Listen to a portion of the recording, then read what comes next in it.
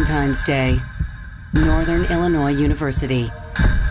A 27-year-old graduate student guns down 6 students in their classroom, then takes his own life. Violent acts like this seem commonplace. Over the next 2 hours, we'll examine 15 shocking acts of violence. School shootings, workplace homicides, and shopping mall massacres. We'll remember the victims, hear from the survivors. I looked into his eyes and then saw down the barrel of his gun. And honor the heroes. He had the gun aimed right at her head, and when I knocked him off balance just enough that the bullet missed her and hit her computer screen. Stories of courage in the face of unspeakable carnage. This is Going Postal, 15 most shocking acts of violence.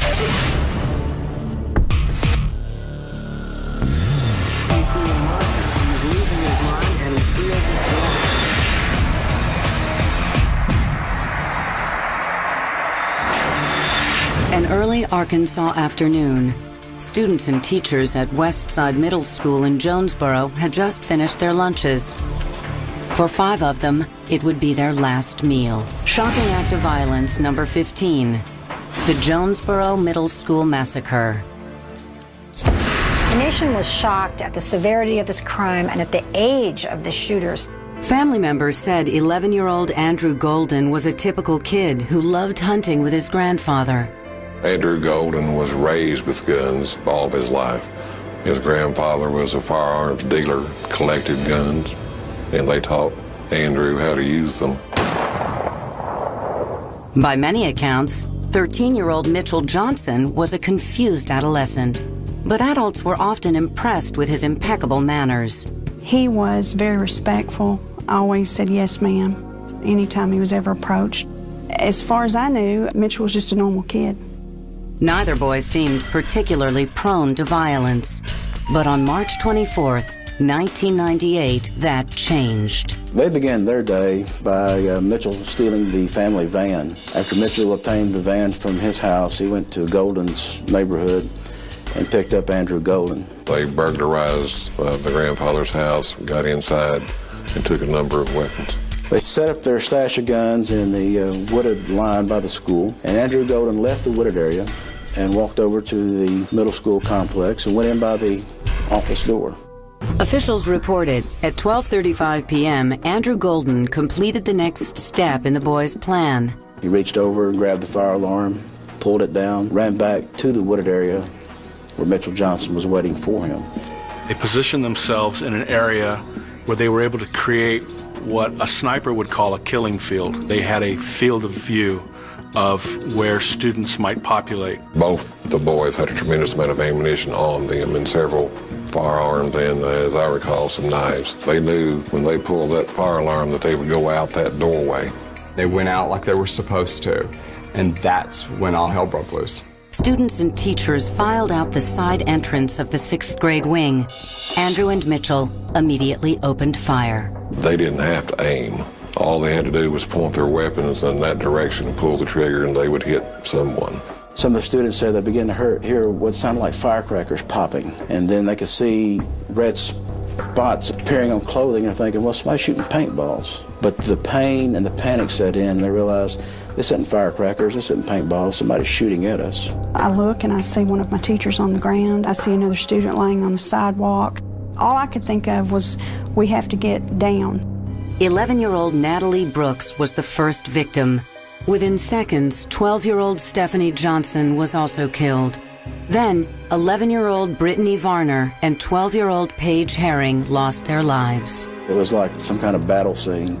We had kids laying on the ground. We had blood everywhere. As the children panicked, the actions of their teachers averted an even greater tragedy. The teachers immediately began to try to get the students out of the line of fire and around the corner of that building and inside the gymnasium. Teachers should never be put in the position of having to protect their children with their bodies. But that's what some of these teachers did, and some of them lost their lives. Teacher Shannon Wright was one such hero. She was a young, energetic, creative teacher.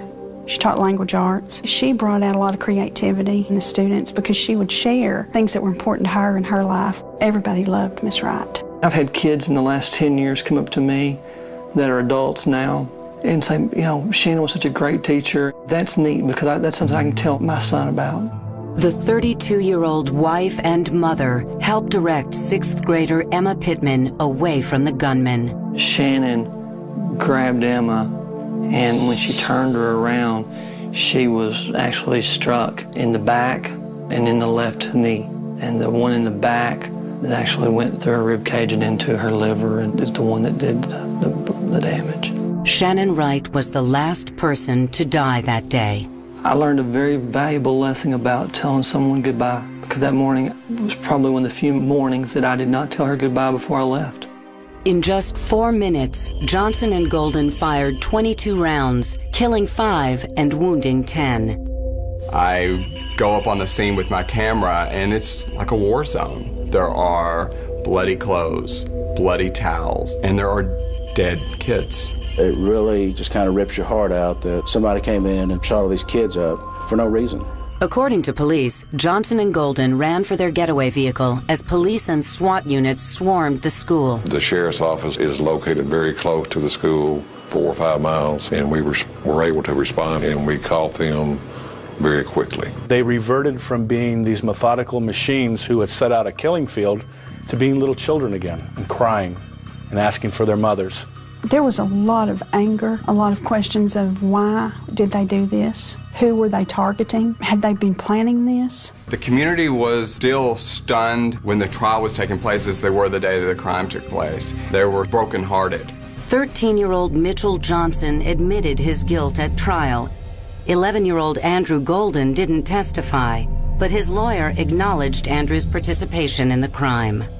When it's all said and done, there's just 2 little boys that caused this crime to take place. There were so many areas of the story that really shook that town to its core. On August 11th, 1998, Johnson and Golden were convicted on 5 counts of capital murder and 10 counts of battery. They were tried as juveniles, sent to a juvenile detention center, ultimately to a federal center after they reached the age of 18. At 21, they were both released with a clean record. Johnson got out of prison in 2005 after serving less than 8 years for the shootings. Golden was released 2 years later in 2007. They are allowed to be free and do anything that they basically want to. That creates a certain amount of fear, because what is to say that they might not do it again? I'm not aware of any remorse shown by either one of them. Neither one has ever made any statements as to why they did this. Even though it's been 10 years, you know, every morning when I wake that boy up, I still see his mom. When I put him in bed at night, I still see his mom. When he laughs and he kind of looks at me in a funny way, he'll do things that oh, his mom. I wish more than anybody that there would have been a sign that I could have at least acted upon or checked out. I can honestly say I had no idea that anything like this was going to ever happen. All I can do is take what I've learned from it and try to move forward. Coming up, one woman's attempt to stop an unspeakable tragedy.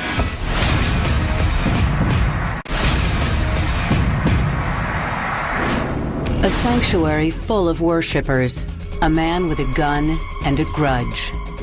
All that stands between the churchgoers and tragedy is a lone security guard.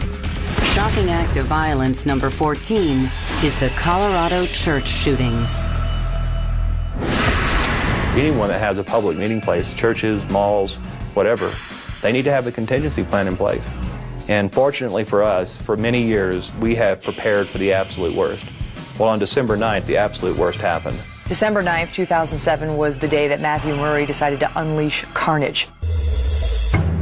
24-year-old Matthew Murray lived in the upscale suburb of Inglewood, Colorado with his parents and his 21-year-old brother. He had a very religious mother who was very strict with him. She would search his room for DVDs and CDs and music to make sure he wasn't listening to anything or watching anything that she didn't approve of. He was feeling rejected, ostracized, a lot of angst for being essentially a prisoner in his own home.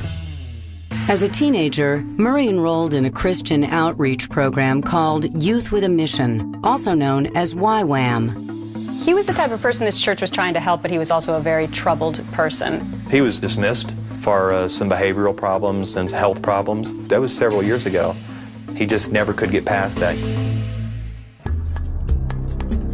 5 years after he was expelled, Murray returned to the YWAM branch in nearby Arvada, Colorado. Instead of a Bible, he carried a backpack full of guns and ammunition. You got a mental health issue and you have a person who's well armed, and that's really a bad combination.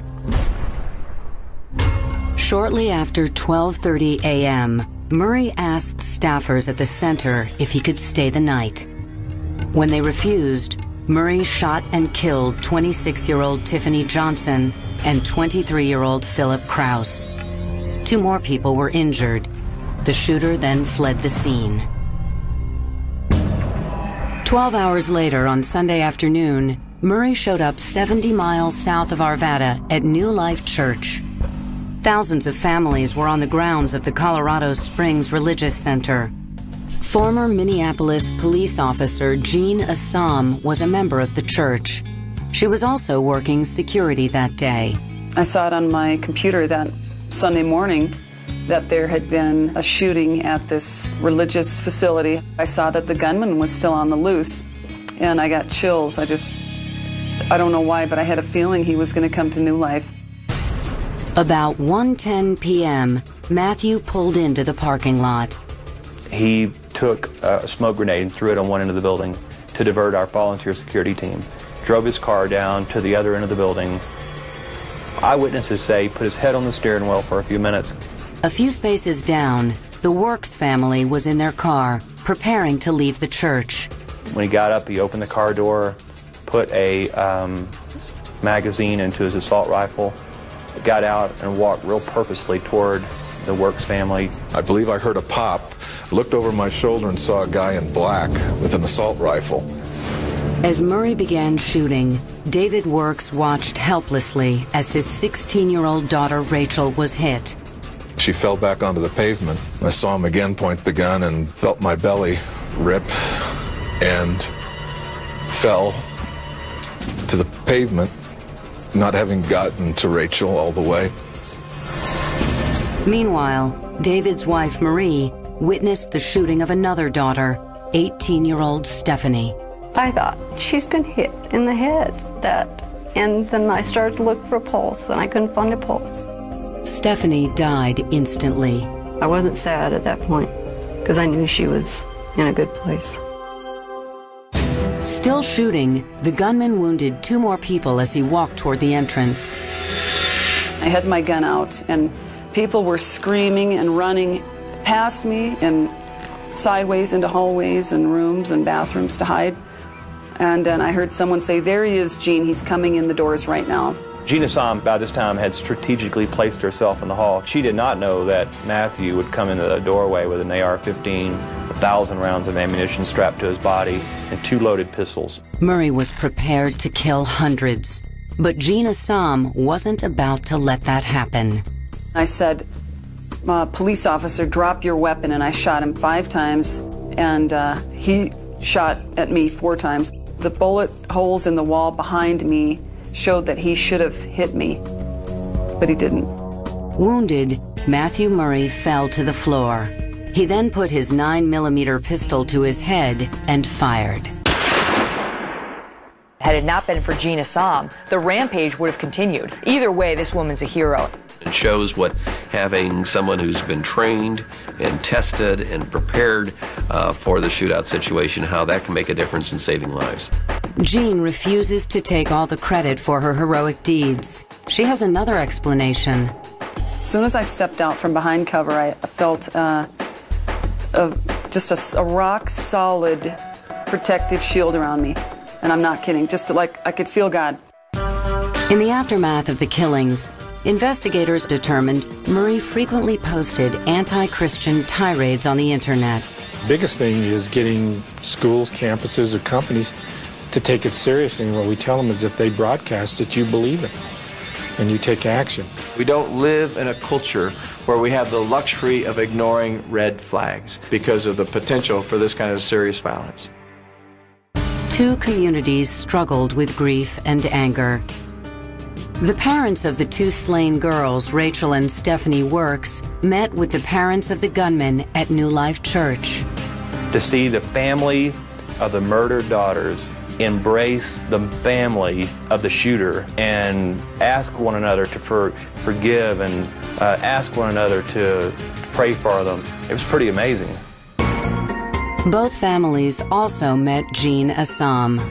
And I'll never forget what Ron Murray said to her. The dad of the shooter looked at her and said, "We're so sorry that our son fired at you, and we want you to know you did the right thing." Up next, stocks, bonds, and bloodshed.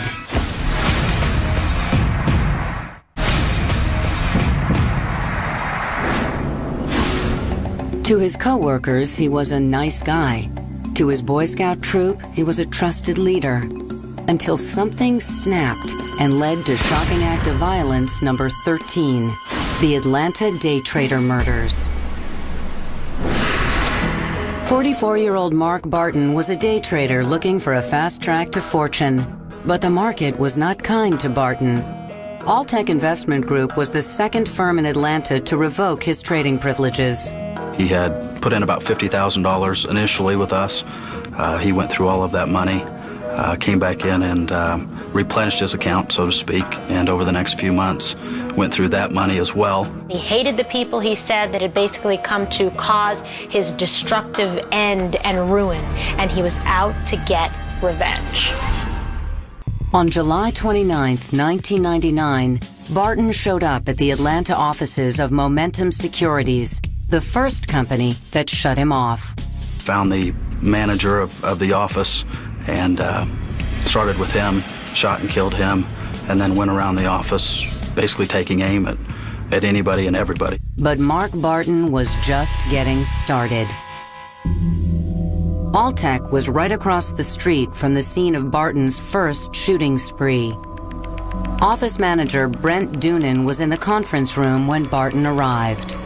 He opened the door, poked his head in and said with a smile on his face, "Come here, you're gonna love this." I excused myself from the meeting, and at that point he pulled up his shirt, pulled out two guns, and just started shooting. The first shot hit me right in the chest, the second one in my right arm, collapsed me to the floor.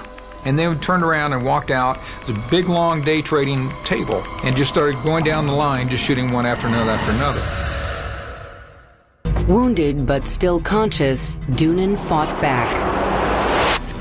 He was taking aim at one of our traders, Nell. She was about 4 feet from him, and he had the gun aimed right at her head. And when I hit him, knocked him off balance just enough that the bullet missed her and hit her computer screen instead. He was able to shoot me 3 more times in the back and in the arm. Then I made my escape down the hallway to a service elevator. By the time Brent Doonan was wounded, police and SWAT teams arrived at the scene of the first shooting. Barton managed to elude police. Thus far, we have 9 confirmed fatalities.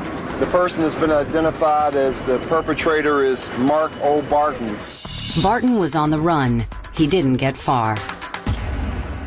At around 7:45 p.m., police cornered Barton's minivan at a gas station. Barton put his Colt .45 against his temple and fired. But the grisly story wasn't over. Later that evening at Barton's home in Stockbridge, Georgia, police found the bodies of his wife and 2 children. Barton killed them with a hammer 2 days before his workplace rampage. All told, Mark Barton killed 12 people, including his wife and children.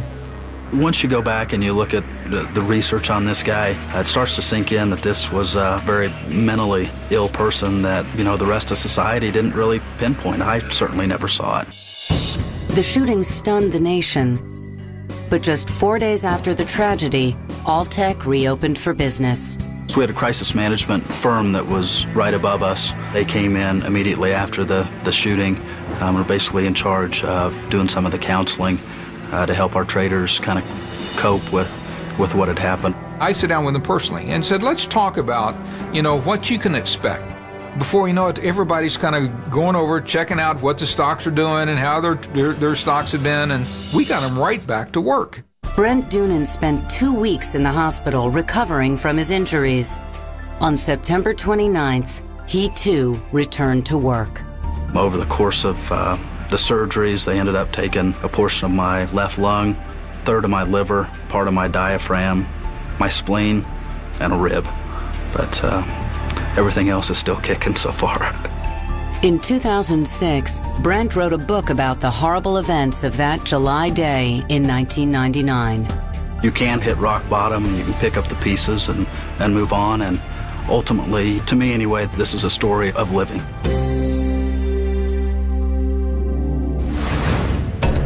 A rustic Scottish town, 29 school children, 4 loaded handguns, 1 deranged man. Shocking act of violence number 12 is the Dunblane Primary School shooting. 2005, there were 23 gun murders in Great Britain total. We have 32 a day in the United States. The relative lack of gun violence in the UK makes the events of March 13, 1996, even harder to comprehend. At 9:25 a.m., a 43-year-old former scout leader named Thomas Hamilton entered the Dunblane Primary School in Dunblane, Scotland. He was carrying 4 handguns. 3 of them were 9mm semi-automatic, and another was a revolver. Hamilton made his way to the gymnasium. Mr. Hamilton thought that the assembly began at 9:30. His plan was to go into the room where the assembly was being held and simply massacre. But there was no assembly. Instead, Hamilton found 3 teachers and 29 5- and 6-year-olds preparing for physical education class. Without a word, he opened fire. 44-year-old teacher Gwen Mayer tried to shield students with her body. She was one of the first to die. There were 2 other teachers present, and they ushered the children, tried to get as many of them as they could into the storage room where they were told to lie down. Children screamed and ran. Hamilton chased them down, firing as he went. It was a combination of wild shooting and very deliberate target shooting. 16 first graders and 1 teacher were killed. 12 more students and 2 teachers were seriously wounded. In the end, Hamilton turned the gun on himself. When authorities searched Hamilton's home, they found evidence of a consuming obsession. I don't think it would be a stretch to say that he had an unhealthy interest in young boys. Several theories surfaced about Hamilton's motives that fateful day. He felt victimized because for so many years he had been denied permission to start his boys' clubs. Hamilton grew increasingly enraged, and as a result, he decided to exact revenge. There is no more powerful way to exact vengeance against one's tormentors than by killing their children. After the shootings, an outraged nation persuaded the House of Commons to ban handguns over .22 caliber. Great Britain now has some of the strictest gun control laws in the world. I think it's amazing that in Britain, after a tragedy occurs, they took steps to prevent them from occurring again in the future. And that's what we don't do in the United States. The gym where the massacre took place was torn down the following month, and within 2 years, the entire Dunblane Primary School was rebuilt. They wanted all signs of that event to be removed. That school had become a place of horror. A memorial to the 16 slain students and their teacher stands in a nearby cemetery. When we return, a horrific last meal.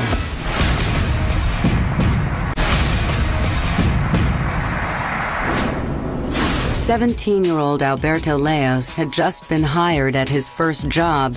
41-year-old James Huberty had just been fired from his last.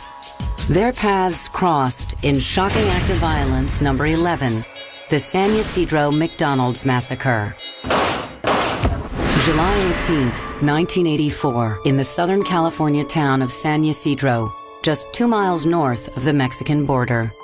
Local resident James Huberty and his family spent the morning at the nearby San Diego Zoo.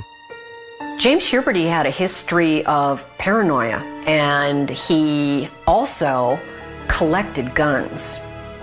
Guns and mental illness don't mix. When Huberty left his home later that afternoon, he made a grisly announcement to his wife. This is a guy who said beforehand, I'm going hunting. Hunting for humans. Huberty took a duffel bag containing a pistol, a shotgun, and a semi-automatic rifle and got into his battered Mercury Marquis. It was around 4 in the afternoon when he arrived at the McDonald's 2 blocks from his apartment. He calmly got out of the car and shot a couple of boys who were riding around their bikes. He walked inside the restaurant and just without warning started shooting. I was working in the back stocking up the freezers, getting ready for the rush hour that comes in. I heard some shots in the front of the McDonald's. That's when I realized that something definitely was wrong. The assault was methodical and relentless. He told everyone to get to the ground, just to lay on the floor. And right away he started killing people up front. Before he was done, Huberty fired more than 300 rounds of ammunition. Those who ran were shot in the back. Those who didn't were shot point blank. At least 4 people were killed outside the restaurant as they tried to escape the carnage. Leos and 3 others hid in a backroom storage area. They were behind the counter as well with me, and they got scared right away, so they kind of ducked to the ground, and they just stood there motionless while he was out front executing everyone.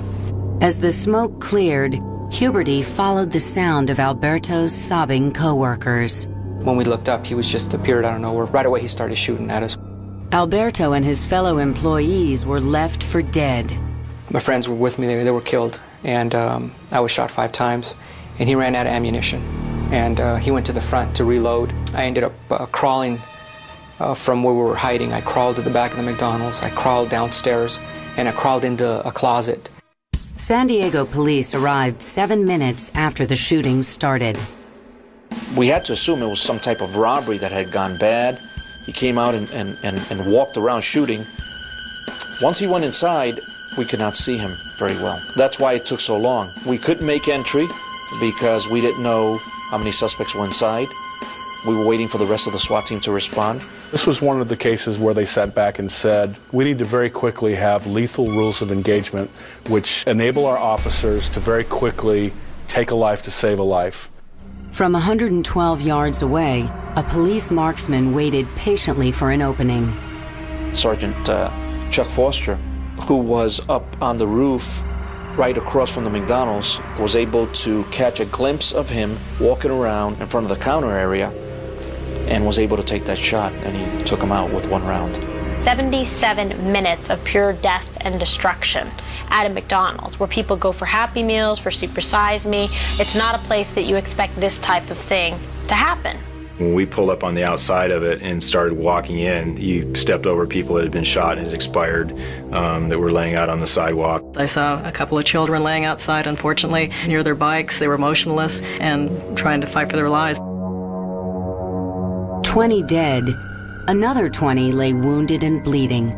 You could just see, people laying everywhere, and it was just a matter of trying to figure out who was still alive and who was wounded and who you could care for.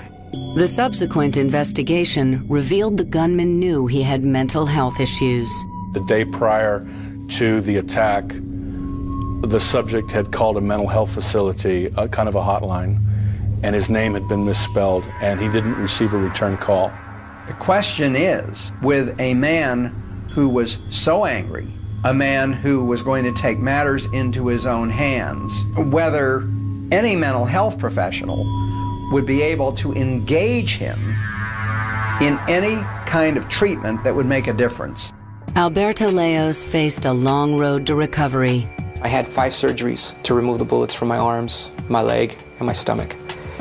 I went to rehab for a year and a half. I saw a psychologist for a year. It took about 10 years after the incident to finally close the last chapter. 3 years after the shooting, Alberto fulfilled his lifelong dream of becoming a police officer. Every day when I get up and I look myself in the mirror, I see the scars, so it's always a constant reminder, because I'll always have them. But I'm still real grateful that I'm alive and I'm still living out those goals and dreams that I've had since I was a kid. Coming up on Going Postal, a gunman turns a college campus into a killing field.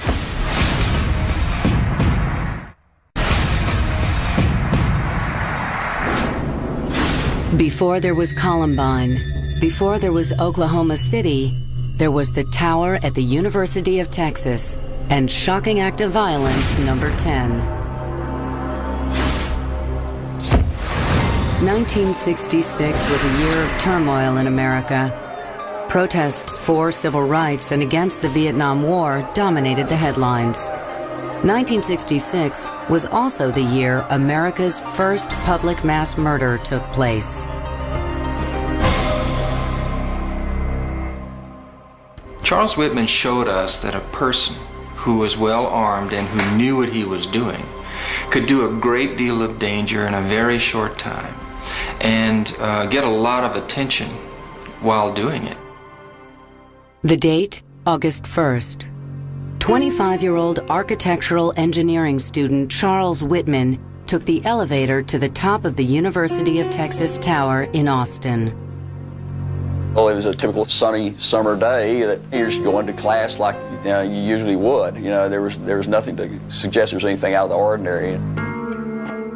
Whitman dragged a footlocker full of weapons, ammo, and food. His arsenal included an Army-issue rifle and a semi-automatic M1 carbine. Once he got up to the reception area and had murdered the receptionist up there, he wanted to block access to the outside deck.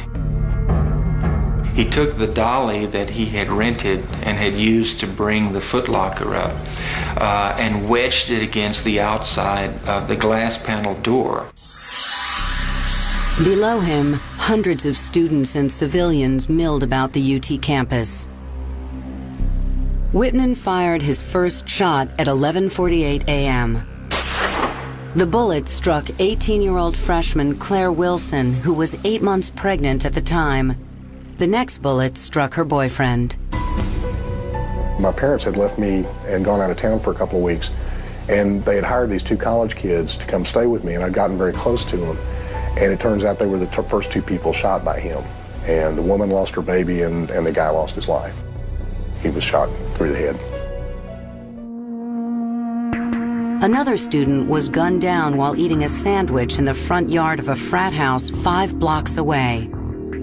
Within a few seconds, a high-power rifle shot came past my right ear, and it hit the gentleman who was standing inside the little newsstand right next door to the drugstore. One man was shot in the doorway of a barber shop more than a quarter mile from the tower. He was able to lean over with his high-powered rifle, with a scope, and shoot in any direction he wanted to shoot. At that day and time, in the society we were living in, it just didn't dawn on you that something like that would happen. So I think people out of curiosity went out and just thought, I'm safe, I'm several blocks away and I'm safe. And unfortunately, that was not the case. Nobody within view of the tower was safe. First off, he was a Marine-trained sharpshooter. And evidently he'd been handling guns since he was a kid. Despite all of Whitman's preparations, one thing he didn't plan for was the swift response of well-armed civilians. Anybody with a gun was welcome to pull it out and take shots at him. By doing that, they kept him pinned down. They probably saved a lot of lives by doing it. I know it sounds Wild West, but by having a whole bunch of guns on the ground on him, he couldn't look over the railing anymore. He had to go down to the drain spouts that were at the bottom, and that limited what he could do. Austin patrolman Houston McCoy was one of the officers on the scene. McCoy took the elevator to the 27th floor of the tower. There, he met up with officers Ray Martinez and Jerry Day, along with a civilian who was also hoping to stop the gunman. When they got the door open, I believe Martinez went out first, Houston went out second. Martinez turned back around on all four, and we made our way up to the northeast corner. At the same time, Officer Jerry Day and civilian Alan Crum had headed on the south deck, and for whatever reason, Alan Crum had a rifle he was unfamiliar with thrust into his hands. He let out a round, and it smacked into the west wall, so that got Whitman's attention.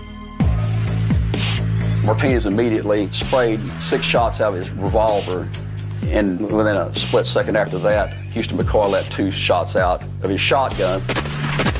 I shot the shotgun and hit him right square in the face first. His little head just started bouncing every which way. So I jacked in another shot, and I shot him in his left-hand side. 97 minutes after the shooting started, Charles Whitman lay dead atop the University of Texas clock tower. The ex-Marine shot 43 people that day. The death toll reached 15. All you could see where people had gotten shot was pretty gory. I got to tell you, it was like a battlefield. In his suicide note, Whitman requested an autopsy.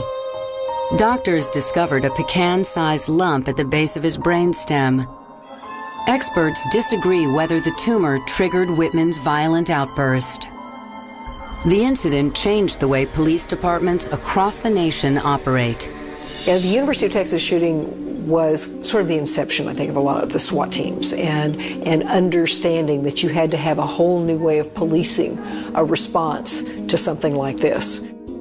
In 2007, 41 years after the attack, the city of Austin honored 13 people for their bravery in the face of exceptional danger. Everybody should have credit for what they did up there that day. This was something that needed to be done, and it just took all of us. This was it's a pretty big deal. Wasn't no one-man show. When we continue, a speeding train filled with commuters trapped by a gunman with a murderous grudge.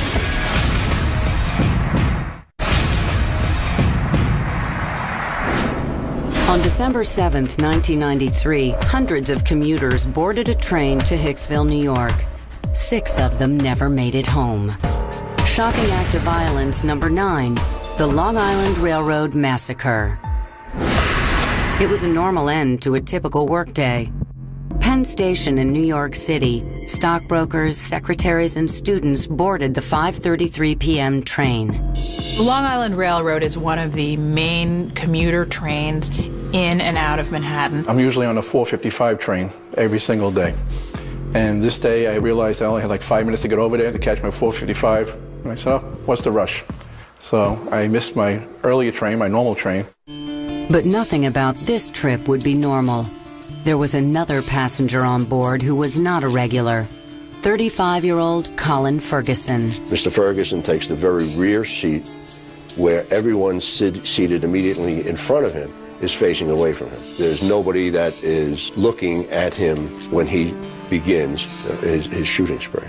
10 minutes into the ride, Ferguson drew a 9mm Ruger pistol. That's when I first heard the first pops, and it was the sounds of gunshots.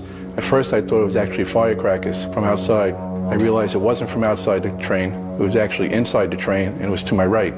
And I saw Colin Ferguson methodically shooting people in the shoulders and the head. He just barely even blinked. He just looked from one side to the other, never said anything, looked at a person lying on the floor, aimed at that person and fired. The last thing I wanted to do was get up, look him in the eyes, and watch him shoot me. So I just decided I was going to make a run down the center of the train towards the other end of the car. And he said, if he's going to shoot me, let him shoot me in the back. Somehow, Kevin McHugh was able to avoid Ferguson's gunfire. But passenger Dennis McCarthy was not so lucky.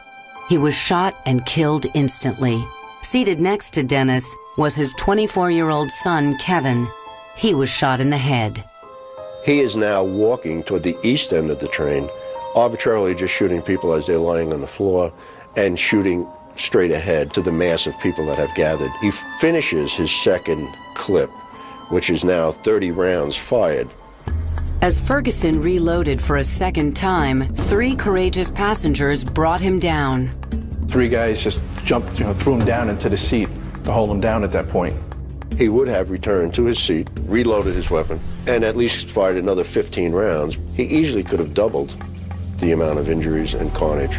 4 passengers slumped dead in their seats. 2 more died at the hospital, and 19 were wounded. I've seen a lot of sights, but not with the multitude of victims that this particular case had. I've never seen anything so devastating.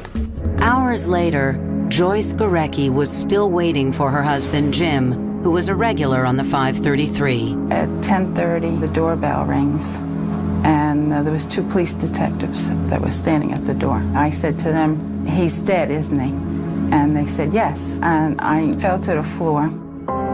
Dennis McCarthy's wife, Carolyn, was returning home from her job as a nurse. Carolyn's brother met her as she pulled into the driveway. He just blurted out that there was a shooting on the Long Island Railroad, and Dennis was dead. We had to get over to North Shore University Hospital because Kevin was taken there. He had been shot in the head. He did not have a very good chance of survival. Kevin did survive Ferguson's murder spree, but his condition was grave. They did not know if he survived, if he'd ever walk again, whether he'd ever speak again. They just didn't know if there was a chance of recovery, would he be a vegetable. 1 year after the massacre, Colin Ferguson stood trial. Both friends and psychiatrists painted the Jamaican-born killer as an angry man with a score to settle. In his pocket were about 7 pages of handwritten notes. The notes indicated that he was mad at the world. He was mad at Afro-Americans, he was mad at Asian Americans, he was mad at various Caucasians. Ferguson pleaded not guilty to 93 separate counts. He chose to represent himself. During the trial, he referred to himself oftentimes in the third person. The witnesses dealt with this by using the first person. Did you see Colin Ferguson shoot somebody? I saw you shoot, says the witness. People who this man intended to kill had to come to court and sit on the witness stand and suffer the indignity of having this murderous killer cross-examine them and ask them questions as if he was innocent. On February 17, 1995, Colin Ferguson was convicted and sentenced to 6 consecutive life sentences. The thing we were trying to understand the most when we arrested Colin Ferguson was, why did he do this? Why did he pick that train? Why did he pick those people? 2 women who lost their husbands to the senseless violence were inspired to take action. Joyce Gorecki became an anti-gun crusader. I don't want it to happen to you. And unfortunately, everybody that walks around is at risk because we're having more and more shootings going on. Carolyn McCarthy launched a political career. A terrible tragedy happened to my family and the other families. I'm not going to allow anyone else to go through what we went through. In 1996, Carolyn McCarthy was elected to the U.S. House of Representatives. It's now my job to take what I've learned and try to help other people along the way. And I do believe with all my heart and soul that one person can make a difference. 4 years after the tragedy, Kevin McCarthy defied the odds and walked down the aisle with his new bride, Leslie Nolan. There wasn't a dry eye in the place because everybody was thinking the same thing. Here he was getting married when none of us were wondering whether he would have survived that night. Miracles do happen. Coming up, one man takes on an entire city.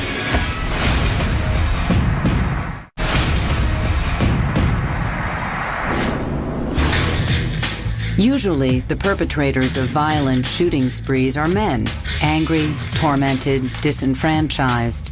But on rare occasions, the deranged gunman is a woman. Case in point, Random Act of Violence number 8, the Goleta Post Office murders. This was a woman who everyone in law enforcement knew was trouble waiting to happen. Jennifer San Marco began her killing spree around 8 p.m. on January 30th, 2006. She went back to a neighbor's home who she had had previous altercations with and murdered the woman. After she shot Beverly Graham, Jennifer drove across town to her former place of employment, a U.S. Postal Service mail sorting facility. Then she waited. Friends and neighbors and acquaintances reported seeing her sometimes talking to herself. In the workplace, she had altercations with other employees, and in one situation prior to this event, the police had been called and deputies had removed her in handcuffs. That incident back in 2001 landed San Marco in a mental hospital for 72 hours. She eventually left the post office and moved to rural New Mexico in 2003. In August 2006, despite her history of mental illness, San Marco was able to purchase a 9mm pistol at a pawn shop in Grants, New Mexico. Jennifer San Marco filled out the forms, got the gun and ammunition she needed, and then proceeded to carry out her plan. 5 months later, San Marco patiently sat outside the sorting facility in Goleta. Jennifer San Marco obtained access to the mail sorting facility by waiting for a vehicle to pass through the gate. And as that vehicle passed through the gate and the gate opened, she tailgated and was able to just draft right in with the person in front. She shot and killed 2 employees in the parking lot before entering the building. She then was just one step away by getting an ID card to being able to swipe it through the door. Then she goes inside and she starts a one-by-one shooting people. 80 workers were on duty that night. Some frantically dialed 911 as San Marco searched for victims. When police officers entered the building, they found Jennifer San Marco dead from a self-inflicted gunshot wound. 5 post office employees were also dead. A 6th died later from her wounds. It's the deadliest incident by a female shooter in U.S. history. San Marco left no note and apparently spoke to no one about her plans. In so many of these cases, it boils down to a couple of things. 1, the gun laws in this country, and 2, the way we treat people with mental illness. Clearly, what we're doing now to keep dangerous people from getting guns isn't working. And that's because we have so few restrictions. And this Postal shooting is another good example. A stolen tank charges through the streets of a U.S. city. A police officer is determined to stop the man behind the controls. A confrontation leaves one of them dead. Shocking act of violence number 7 is the San Diego tank rampage. On the evening of May 17, 1995, a former Army private named Sean Timothy Nelson entered the San Diego National Guard Armory. It was after hours, after 5, evidently, and he was able to get in very easily because there were people working late and left the gate unlocked. The 35-year-old broke into one tank, then another, trying to start the engines. On the 3rd try, Nelson succeeded. Right, he used to be a crew member in the U.S. Army of a tank, so he knew all about tanks. The only fortunate thing was this was not a loaded tank. It didn't have all its missiles and things on board. Nelson drove the 53-ton M60 tank out of the armory and onto the streets of San Diego. I can honestly say it was a parade atmosphere. Everybody was joking and laughing. And then he started mowing down cars and vans, and it wasn't so funny when he started heading for people. The driver barreled across San Diego, targeting everything in his path. Just as I got out of the driveway, he ran over my truck. Yeah. And then he took out the telephone poles over there. Dozens of San Diego cops were dispatched to investigate. How do you stop a tank? And that's basically what the police were faced with. They couldn't. Their only option was to clear the streets ahead of the vehicle until Nelson veered onto the freeway. There were police cars that had stopped traffic on both sides of the freeway, so there was no risk to other human life unless he made it over the barrier and started down again. Police speculate he was heading towards a busy local hospital. It was determined that he was in a lawsuit with the hospital. Some believe that part of his rage was the fact that he had been improperly treated. When the tank became hung up on the freeway divider, police saw an opportunity and took immediate action. That was the police signal to get in there and disarm him. As soon as that happened, the police were out of their cars and they were on top of the tank getting the turret open. Using bolt cutters, 4 San Diego police officers forced open the hatch and found Nelson at the controls. They ordered him to surrender. He didn't comply with the authorities. They tried to beg him to stop the tank, to give himself up. San Diego police officer Rick Piner was left with no option. The decision was made to shoot. And they felt if he had gotten across the way, then he would definitely kill a lot of people. Remarkably, Nelson was the only person killed that day. His 22-minute rampage destroyed 40 vehicles, damaged 6 miles of road, and left thousands of people without power. Tests on Nelson's blood showed he was intoxicated. This is a guy who was suicidal, had been having drug abuse problems, methamphetamine, had lost both his parents in the several years leading up to this incident. 5 weeks after the incident, the San Diego District Attorney found Officer Piner was justified in using lethal force. Coming up, a Texas diner becomes a death trap.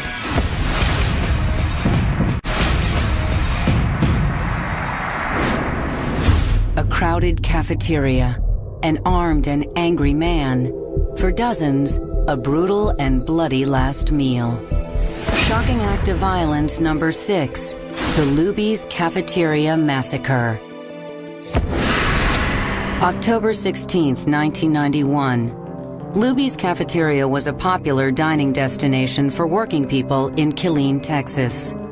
Shortly after 12:40 p.m., the busy restaurant was packed with regulars, including 32-year-old Susanna Gracia Hupp and her parents, Al and Ursula. It was a beautiful day in the middle of fall, and we had finished eating, and the place was packed that day. The bustling lunchtime atmosphere was about to be shattered. As we finished eating, all of a sudden a truck just blasted through a floor-to-ceiling window that was right where we used to sit, knocked over a number of tables, hurt quite a few people, and it came to rest well within the restaurant itself. Of course, everybody thought it was a wreck, and the people jumped up to help the people that got hit and got to help the driver of the truck. But this was no random accident. 35-year-old unemployed merchant seaman George Hennard jumped from the cab of the pickup. He immediately opened fire with a Glock 17 semi-automatic pistol. All of a sudden, my father and I heard shots. We immediately got down on the floor and put the table up in front of us. My mom got down behind us and realized in 1991 these random shootings weren't happening. So my first thought was, it's a robbery. But he just kept shooting. Hennard moved quickly through the crowd, firing at random. I used to carry a gun in my purse, which at that time in the state of Texas was illegal. My gun was 100 yards away in my car, completely useless to me. My father took my attention, and he began to raise up, and he said, I gotta do something, I gotta do something. He's gonna kill everybody in here. And I tried to hold him down by his shirt collar. But when he saw what he thought was an opportunity, he got up and he ran at the man. And the guy simply just turned and shot him. Many customers dove under tables to escape the gunman, only to be shot as they hid. It's a cafeteria-style restaurant, and the people in the serving area had no furniture for protection, no barriers. They hit the floor, but were completely exposed. And many people in this area were shot and killed. The shooter paused just briefly to shove another clip into his weapon. He was walking from one person to the next, taking aim and pulling the trigger. He'd go to the next person, take aim, pull the trigger. He had complete control over the situation. Employees rushed out the back door or sought refuge within the restaurant. And 2 employees were able to escape by hiding. One woman hid in the large refrigerator, and another young man squeezed into an industrial dishwasher, and he stayed there for 24 hours. Another man made his own escape route. Tommy Vaughn dove through the window, put his entire body through it, broke it, and many people were able to escape out that back window. Or when I heard that window break at the back of the restaurant, I thought, oh God, here comes another one. But then I saw people getting out that way. And when I saw what I thought was a chance, I stood up, I grabbed my mother by the shirt collar, I said, come on, we gotta run, we gotta get out of here. And then my feet grew wings. And I turned around to say something to my mother, and that's when I realized that she had not followed me out. Mrs. Grasha stayed behind to comfort Susan's dad. And they said he pointed a gun at her head and pulled the trigger. My parents had just had their 47th wedding anniversary, and my mom wasn't going anywhere without Dad. Police investigator Kenneth Olson was among the first to arrive on the scene. You could smell a gunfire in the air.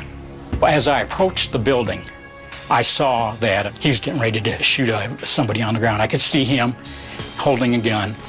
I fired my pistol and I shot him. That stopped him from shooting anyone else, and he started to run.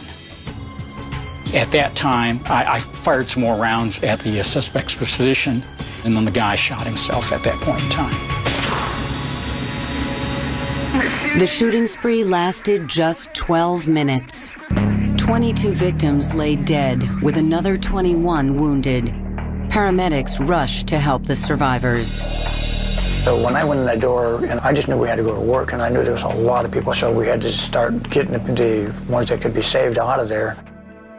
Susanna Grasha Hupp lost both her parents that day. The tragedy spurred her to a career in public service in the Texas House of Representatives. I helped pass the current concealed carry law in the state of Texas. And then when I actually entered office, we made what I would consider improvements to that law. It is now legal to carry a concealed weapon in the state of Texas. I think if more states would pass laws like I tried to pass here in Texas, I think you will see the number of these random shootings go down dramatically. And I think when they do occur, you won't see the body bag count like we're seeing now. When Going Postal returns, an off-duty cop, a crowded shopping center, and an armed madman.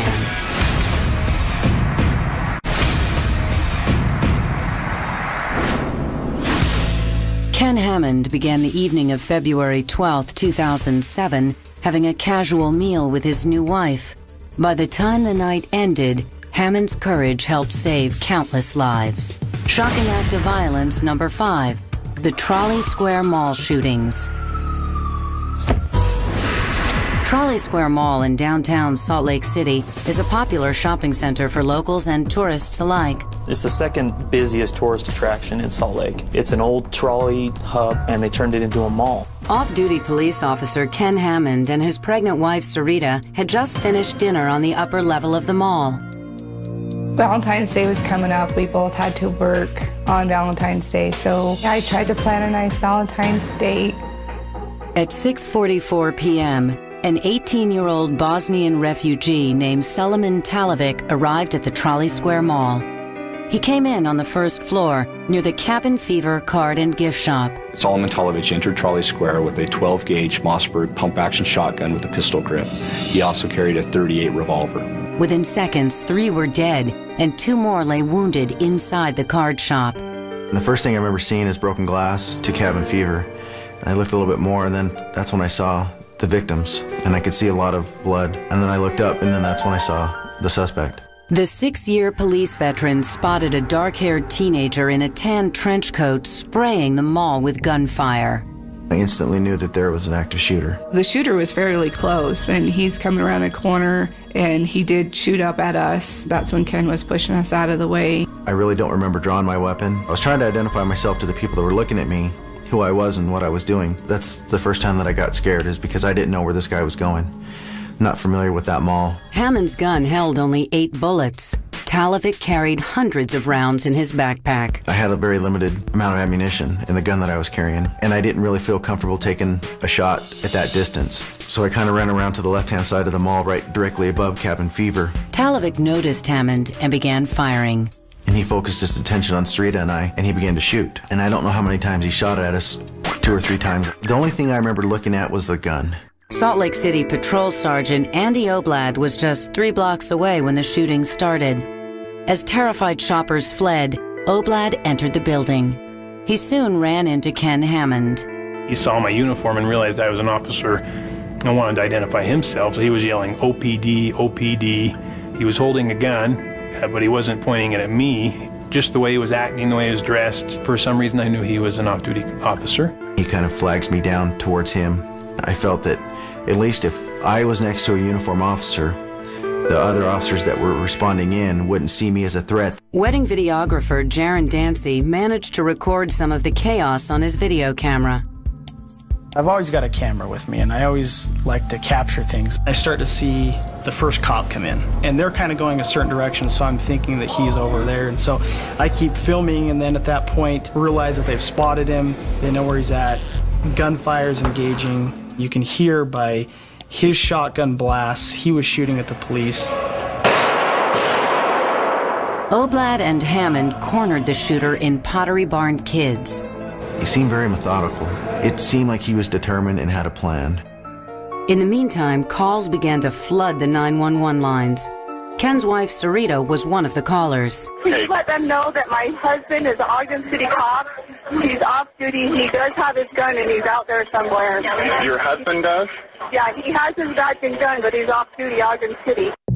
It seemed like forever, especially when you're hearing the gunshots. And knowing that my husband's out there and not knowing who's shooting. Where is it still the shooter? Is that Ken shooting? Is his back up there?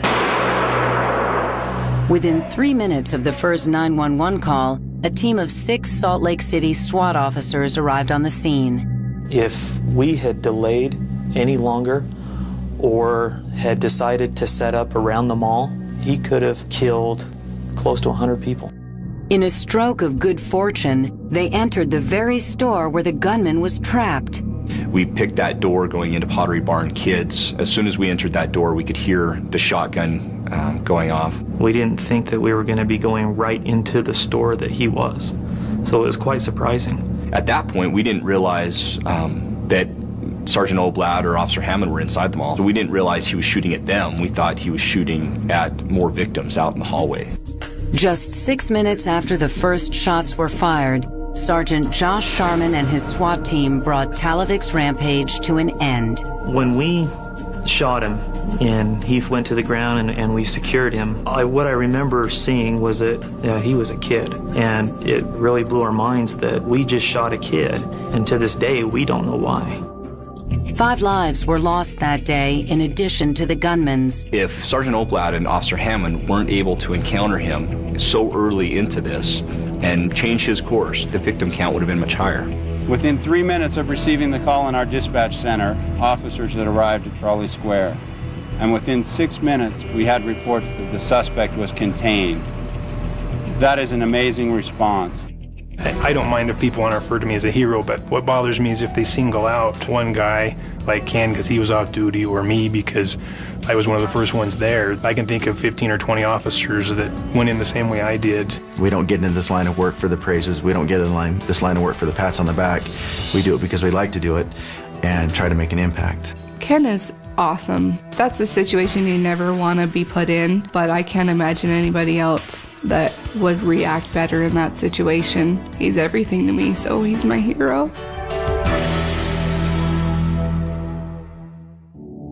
Coming up, a schoolhouse in a quiet community becomes the scene of every parent's worst nightmare.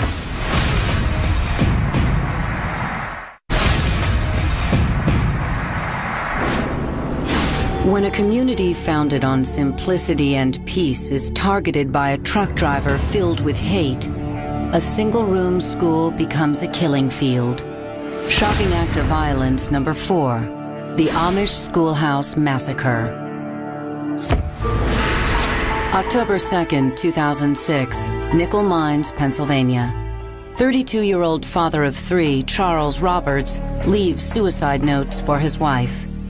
Robert's suicide note actually indicated that he was angry at God for the premature death of his infant daughter, who died just shortly after birth. He suggested that this was going to be an act of revenge. 5 minutes from his home, Roberts pulls into the gravel-covered lot outside a tiny Amish schoolhouse. Inside, 26 boys and girls, ages 6 to 13, sit at their desks. The time is 10:25 a.m. Nobody knows why Mr. Roberts chose this particular school. It wasn't because they were Amish. It just happened to be the close proximity, where he lived, where he could get to. There's no security. It's easy to drive right up, and inside were the type of victims he was looking for: defenseless, young, female children. Roberts enters the school. He scans the classroom, then leaves, only to return moments later, this time brandishing a 9mm semi-automatic weapon. He started waving his gun around, and he's like, "Everybody up front." At this point, the teacher has a decision to make. She sees an opportunity to escape. So at the time that the children are being moved to the front of the classroom, she runs out the door and runs as fast as she can. The teacher sprints for the nearest phone at a farm a quarter of a mile away. Meantime, Roberts separates the boys from the girls. He orders the boys to unload his truck. But this wasn't an impulsive act. Roberts had spent a couple of weeks gathering supplies. I believe that he planned on being there for a significant amount of time and keeping law enforcement at bay while he did whatever it was that he planned to do. Then suddenly he said, "Okay, all the boys out." And then he was by himself with the girls in the classroom. 10 girls and a young teacher's aide remain. Roberts binds the girls' feet with plastic ties, boards up the windows, and barricades the door. Outside, the teacher reaches the farm and calls 911. Our personnel were dispatched at 38 minutes after the hour, and we had people on the scene in 7 minutes. I don't believe he anticipated we would arrive that quickly. And part of the reason that we did was because the teacher made the difficult decision to go out and get help. At 10:48 a.m., the police try to establish contact. Roberts is in no mood to talk. He warned the police that if they didn't leave the premises or get out of the way, he was going to open fire. Then, at 11:05, gunfire erupts. And he just started shooting away at them, just started at the top and just shot down the row. The troopers immediately tried to get in the school. The police smash the windows to gain entry, but it is too late. He sees the trooper smash out the window. At that time, Roberts turns the gun on himself, fires one round, and falls to the floor. 5 of the 10 girls die at the scene or at the hospital. The others, including the teacher's aide, somehow survive. This whole community was really shaken up by the shooting, as the whole world was. Over $4 million was sent in to help the families that were affected by this shooting. The Amish used part of that money to establish a fund for the gunman's widow and their 3 children. They extended their sympathies to her. They visited her, and they let her know that they are not harboring ill feelings toward her. In our culture, we tend to view forgiveness as the last step in healing. The Amish do it exactly opposite, that they forgive first and then go through the healing process. A week after the massacre, the yellow one-room school was torn down. The demolition of the old school, it happened so quick. And by noontime, this thing was done, and the land that it sat on was seeded in grass. Unless you know where the school was, you won't be able to find it. I mean, they completely took it to the ground. On April 2nd, 2007, 6 months to the day after the attack, another Amish school opened. When we return, mayhem at a Midwestern mall.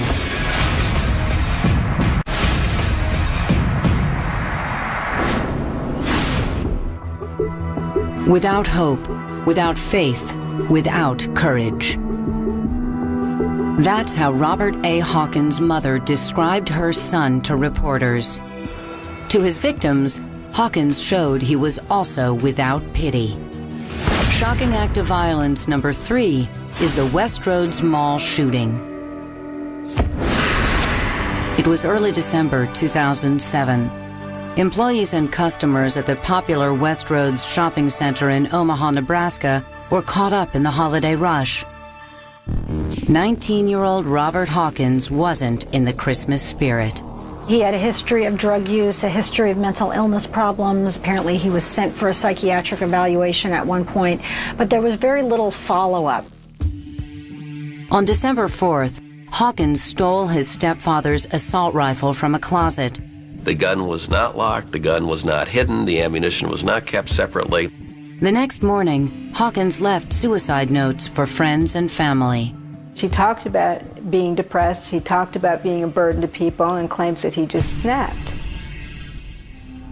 Hawkins then drove his 1995 Jeep Laredo 12 miles to the Westroads Mall in Omaha. The 19-year-old entered the mall through the Von Maur department store. He entered the elevator, went straight to the third floor, and when he came out of the third floor, he had an assault rifle. Hawkins opened fire on shoppers and employees. The first frantic 911 call came in at 1:43 p.m. 911, what's your emergency? Hello, 911. There was one person shot on the first floor, one person shot on the second floor, and all the other victims were on the third floor. Von Maur's HR manager, Jody Longmire, was one of the people who dialed 911. I am on the third floor. That's where most of the people who have been shot are at. Okay, how many people do you have that are shot there? As far as I can tell, I have 2 to roughly 4. Police and paramedics arrived at the store within 6 minutes of the first phone call. At that time, there was quite a few cruisers pulling up and getting out their assault weapons, so I immediately asked if the scene was secure, and they said that the shooter was still possibly inside. But it was already too late. The gun is laying over by customer service. There's an officer there now. It looks like he might have killed himself. Okay, you see it laying by a gun? I see him laying by a gun. Hawkins' final act was to turn the assault rifle on himself. Shortly after the initial entry was made by the police officers, paramedics were brought in with police and were able to basically triage the situation. What we had here wasn't just a regular shooting, that we actually had very close to a mass casualty. 5 women and 3 men, ages 24 to 65, lost their lives that day. 4 more were seriously wounded. During the event, you're just focused on your job, but later on, you start, seeing the names, seeing the faces, and you're going, oh my gosh, because we all have families. It hits home. And that was what made it even harder. Once you start to get to know the people that passed away, it was just senseless. Up next, incredible stories of those who fought to survive.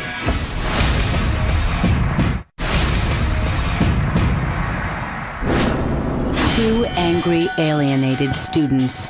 One unselfish teacher. None survived shocking act of violence number 2, the Columbine High School Massacre. Nothing like this had really happened at a school before, and I think this incident really woke up America. Certain events leave an indelible scar on history, like the events of April 20th, 1999. 11:30 a.m. First lunch period at Columbine High School near Littleton, Colorado. One moment, classmates Richard Castaldo and Rachel Scott were eating on the grass outside the cafeteria. The next moment, they shot me and Rachel at the same time, basically. I was sitting down and I fell backward onto my back, and I felt my brought the middle of my chest down, start to go numb. Rachel didn't survive. Columbine students Eric Harris and Dylan Klebold detailed their plans for more than a year in both written journals and videotapes. Why didn't somebody say, well, this is crazy, let's stop? Well, you look at those tapes and you'll know why it never stopped. Because all they did was reinforce each other for every violent suggestion and every violent behavior. These were 2 kids, from everything I have read, who were fascinated by killing. Columbine was not an end state for them. That was the beginning. Their intent was to go on a much larger rampage. It simply didn't play out that way. The morning of April 20th, Harris and Klebold left 2 homemade 20-pound propane and shrapnel bombs in their high school cafeteria. The explosives were set to go off at 11:17. They spent a lot of time planning this out, even so far as to go into the cafeteria and on a 10 or 15 minute basis, writing down how many kids were in the cafeteria. And then when the number of kids in the cafeteria got to the highest level, that's when they set their timer to go off. When the bombs failed to detonate, Harris and Klebold decided to investigate. That's when the boys came across Richard and Rachel. One of them, I'm not sure which one, like threw a pipe bomb. It didn't really do what they wanted it to do, I guess, but they started shooting like just right after that. 15-year-old Daniel Rohrbaugh died near the stairs. Inside, many students assumed the shooting was some kind of senior prank. But business teacher Dave Sanders immediately recognized the threat. Dave Sanders, at the sound of gunshots and screaming, raced towards the violence and the action, ran into the cafeteria and tried to save students. Due to Sanders' quick thinking, the lunchroom was nearly empty by the time Klebold and Harris entered. There are probably untold numbers of heroic acts where kids acted to save other kids, and adults did the same. As students ran for their lives, Sanders took to the halls, sounding the alarm. Then, in an upstairs corridor near the library, he found himself face to face with the gunman. Sanders turned to flee. Klebold shot him in the back. 60 students and 5 teachers ended up in Doug Johnson's biology lab. Mr. Sanders was brought into the room, carried by 2 teachers, and he had been shot twice, and he was just pouring blood. 911 calls came into police from all over campus. Okay, has anybody been injured, ma'am? Yes. Okay. Yes. And the school is in a panic, and I'm in the library. I've got students down under the table, kids. We need police here. Okay, we're getting them there. Smoke is coming in from out there, and I'm a little okay. The gun is right outside the library door, okay? I don't think I'm going to go out there, okay? In 7.5 minutes, Klebold and Harris executed 10 of their classmates in the library. Then they left to look for more victims. Meanwhile, the students in Mr. Johnson's room tried to keep Dave Sanders alive. We had pulled out his wallet, and we had asked him about the pictures in it, which had his wife, his daughters, and his grandchildren. I think it helped that day, him being surrounded by his students. I know that, I know he felt very loved. Hundreds of police and SWAT team officers surrounded the school as the students began to evacuate. In the midst of the chaos, some students showed nearly superhuman courage in their efforts to escape. There was a young man, Patrick Ireland, who was shot and dragged himself over to the window and sort of got himself out the window as people watched. 46 minutes after the shooting started, Klebold and Harris returned to the library. The two set off one last Molotov cocktail, then they both committed suicide. By the time paramedics made it to the science room where Dave Sanders lay bleeding, it was too late. It was because of him that I think so many were saved and knew to run out of the cafeteria that day. And he did give his life to get them out. 13 died at Columbine High School that day, not counting the gunman. I still see the parents of the kids whose family I notified, and I know who they are, and they know who I am, because that's a moment that is seared in your mind forever, really. 23 people were injured, some, like Richard Castaldo, permanently. I felt my legs go numb pretty much instantly, and I guess I didn't really know exactly what that meant at the time, but probably like within a couple of days, I think someone actually told me that was, spinal cord injury. I don't know how much the rest of the nation or even the world knows how much the victims of Columbine suffer, even the ones who weren't shot that day. It's been almost 9 years, and so many of us still can't talk about it. You just thought about what had been robbed from them, and you just knew that they were in a really special time in their life, and this had really destroyed that in many respects. In the wake of Columbine, many lessons were learned. We've set up a Safe to Tell program with a program that is about school safety centers. And it'll really help school districts around the state plan for school safety. All of the disciplines who would normally be called on to respond are now talking about it beforehand. One of the lessons learned there was, hey, we need to bring these groups together in advance, get on the same page and wavelength so that we can effectively respond to a crisis. Coming up, we'll meet one man who stared death in the face.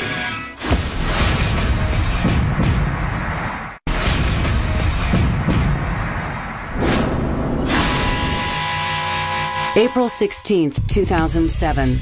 Blacksburg, Virginia would become forever linked to one of the most brutal murder sprees in U.S. history. Shocking act of violence number 1, the Virginia Tech Massacre. On the morning of April 16th, biological sciences major Derek Odell didn't want to get out of bed. There was already a dusting of snow on the ground and more snow was coming down. So it's sort of like one of those, do I want to go to class or not? But in my first class that morning at 8 a.m., I had an exam that morning, so it wasn't really an option for me. 76-year-old engineering professor Liviu Librescu, a Holocaust survivor, was preparing to teach solid mechanics. I heard from many students that he was one of the greatest engineering professors to have, that he just inspired them all and was definitely passionate about what he was teaching them. 23-year-old English major Sung Hui Cho also rose early that morning, but he didn't go to class. We had a young man who, from a very young age, had been disturbed and had been socially maladjusted. He had trouble relating or speaking to people. Around 7:15 a.m., Cho entered the West Ambler Johnston dormitory. There, on the 4th floor, outside room 4040, Cho crossed paths with 18-year-old freshman Emily Hilscher. Cho shot and killed her. Before he left the dorm, Cho also killed Hilscher's next-door neighbor, 22-year-old resident advisor Ryan Clark. There was a lot of speculation in the media right away that the shooter had some relationship with the female there, but there's no indication of that whatsoever. 2 hours later, across campus in Norris Hall, Derek Odell's German class was beginning. Right around 9:20 or so, there was a person who looked into our class, maybe like a lost student or something. They just opened the door briefly and looked in. But what was really odd was, like maybe 2 or 3 seconds after he looked in the first time, he reopened the door and looked in a second time. Around 9:40, Derek and his classmates heard a series of loud popping sounds. When we first heard the noises, it was just like, almost like this loud nail gun pressing, like firing against like cinder blocks or concrete blocks. I think subconsciously, everybody sort of had this inherent fear that those noises were in fact gunshots. Professor Kevin Granata heard the noise from his office on the 3rd floor. Kevin Granata got the students from the classroom across the hall who were in an unlocked room and their professor. He brought them to his office and locked them in and said, I've got to go downstairs and do something about this. The other professor looked at him and said, are you sure you really want to do that? None of those students were hurt. He was killed as he moved toward the gunfire. 2 minutes passed. Then the man who peered into Derek's classroom returned. It was Sung Hui Cho. He shot our professor first, then immediately swung the gun around and started firing around onto the students. He sort of just shot people in as closest range as possible, just making sure that pretty much everybody was dead. Few escaped Cho's fury, including Derek. I looked into his eyes and then saw down the barrel of his gun. And I had to do something at that point. I slipped underneath my desk, and at that point he fired 2 shots. One went into my arm, and the other went just above my shoulder and missed. He had shot 11 out of the 13 people in our class. He probably realized that he had made a fairly significant amount of damage in our classroom. Cho left. Derek had to act quickly. I sort of jumped on top of the desk that I was hiding under and then just sprinted to the front of the classroom as quick as I could. And I threw the door shut because the gunshots were still coming from down the hall, and I figured if I was at the doorway and he came back that there's no way that I'd survive. By this point, 911 calls flooded into local law enforcement. Police raced for the building's main entrance, only to find Cho had anticipated their arrival. He put a chain around the bars that you would push to open the door and lock them shut. So police officers had a difficult time entering the building. So they had to shoot down the doors, and students were there waiting, trying to escape the building. Derek listened helplessly as Cho took the lives of 10 more students and their professor in the intermediate French class next door. 3 other people in the class who were still conscious and able to get up and move around. They were trying to find something to barricade the door with. Pretty much the only option was to put our bodies in front of the door, hold it as long as we could until the police arrived. Across the hall, Professor Librescu and his class heard the gunfire and the screams. There's no doubt in my mind that his experiences during the Holocaust, his desire for freedom, his desire for justice, no doubt influenced how he acted. He heard the gunshots and barricaded the door, put his desk in front of the door and was trying to hold the door shut, and he was instructing students to jump out of the window. And so students were, helping each other out of the window, climbing down the side of the building. 9 students managed to escape before Librescu was shot to death through the door. Then Cho turned his attention back to Derek's classroom. We saw the door handle rotate down, and then almost immediately we felt this force against the door. I think he was a little bit frustrated that he couldn't get into our classroom. After he fired those 3 or 4 shots into our classroom through the door, he sort of just immediately left down the hall. It was speculated that he heard the police sirens or heard police trying to get in the door, and so he got scared and killed himself. But he had enough ammunition where he could have kept going. Investigators estimate Cho fired more than 200 rounds from 2 different semi-automatic pistols. In all, 27 students and 5 teachers lost their lives. The anger, the confusion, it was really difficult for the students, the idea that the shooter was one of them. Days later, thousands of fellow Hokies gathered to mourn at a candlelight vigil. Standing at the top of the hill and looking down, you could just see tens of thousands of little flickering candles in the darkness. I got out of the hospital the day before. My mom had recommended that I attend because it would sort of give me some type of closure. In the weeks after the shooting, the Virginia Review Panel was formed to examine how Virginia Tech responded.